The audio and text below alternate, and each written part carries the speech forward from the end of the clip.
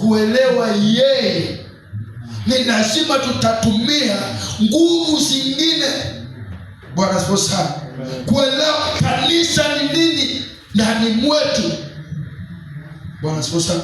Ni kitu ambacho tumepewa ya describe his wisdom. Hallelujah. Amen.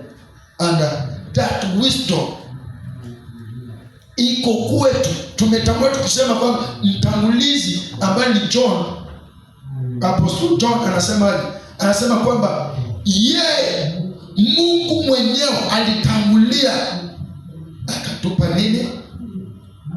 Bwana sasa akatupa nini? Power. Akatupatia power.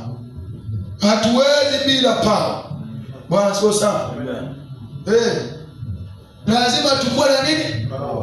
Lazima tukue na power. Hata saa hii since power iko hapa, electricity iko hapa, tunaisikiza hapa sasa, si ndio? Lazima power tuwe na power inatuelekeza ama inatufanya tunaelewa ama tunapata yale ambayo tunapaswa tupata. Bwana siku sana. Amen.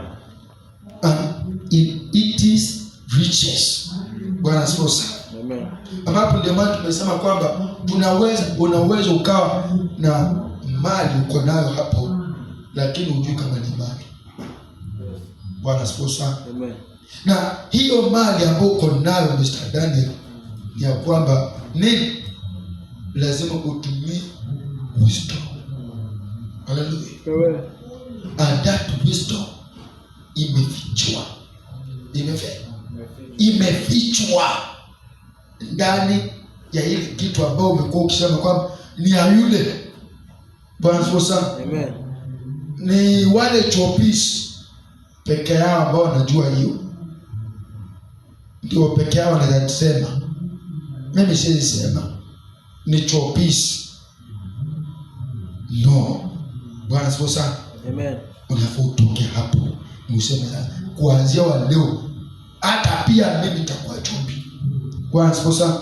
Amen. Hata pia mimi nitauliza swali.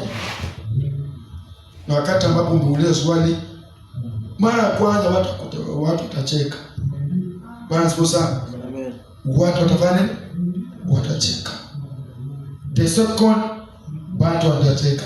The third, watasema na huyu mtu kwa nini? Wataanza kushuka. Sasa hawatacheka, wataanza kujiuliza maswali. Huyu mtu